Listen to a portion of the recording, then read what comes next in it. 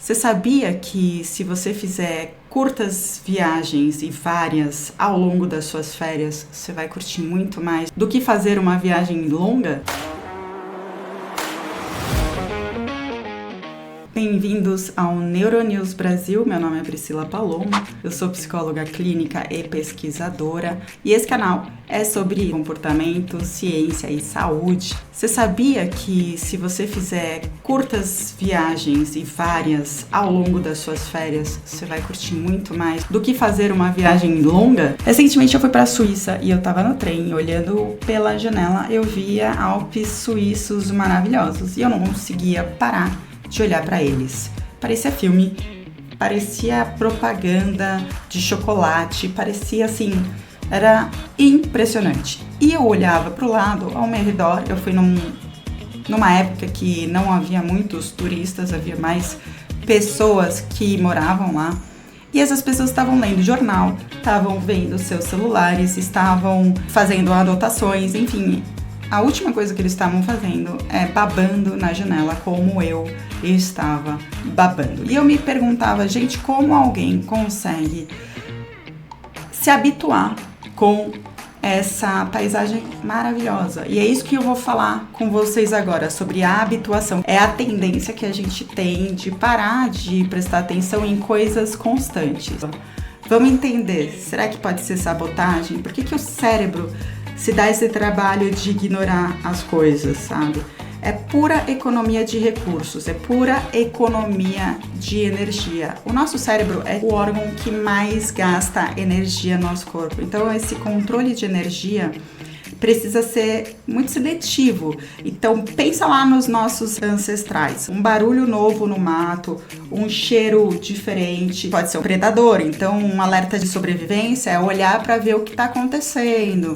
Mas se esse mesmo barulho acontece todo dia, no mesmo horário, e nada de ruim acontece, então o cérebro aprende. É como se ele falasse, não é perigoso, eu não vou mais gastar processamento com isso. A habituação também trabalha nos contextos que são importantes. Por exemplo, a dor do luto. Imagina, quando você recebe a notícia da morte de um parente, do falecimento de um parente, você recebe aquela notícia e o sofrimento inicial é imenso.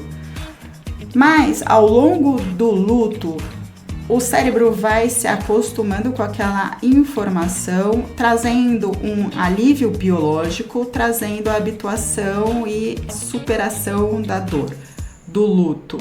Então, essa mesma capacidade de normalizar as coisas pode ser boa e pode ser perigosa. Imagina a gente falando de coisas perigosas e destrutivas, que eu acho que é o centro do problema. Esse mesmo mecanismo que nos salva, ele pode nos aprisionar muitas vezes. Pensa, por exemplo, no ambiente de trabalho tóxico ou no relacionamento disfuncional.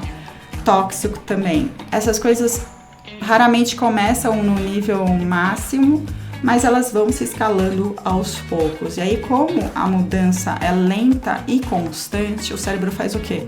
Ele se acostuma. Então, aquele comentário passivo-agressivo que te chocou na primeira vez, na 10ª vez já virá, aquilo lá é o jeito da pessoa. Ou aquela pressão absurda que te dava muita ansiedade no trabalho, 6 meses depois vira o ritmo normal da empresa.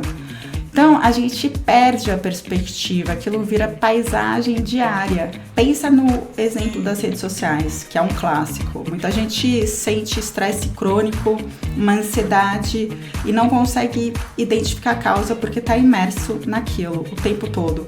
Aí, o artigo científico, ele cita o seguinte, que quando a pessoa faz uma pausa de um mês nas mídias sociais, o resultado é notável, assim, diminui a ansiedade, a felicidade aumenta. E quando elas voltam a utilizar essas ferramentas, elas criam uma nova perspectiva sobre o impacto dessa ferramenta na saúde mental dela.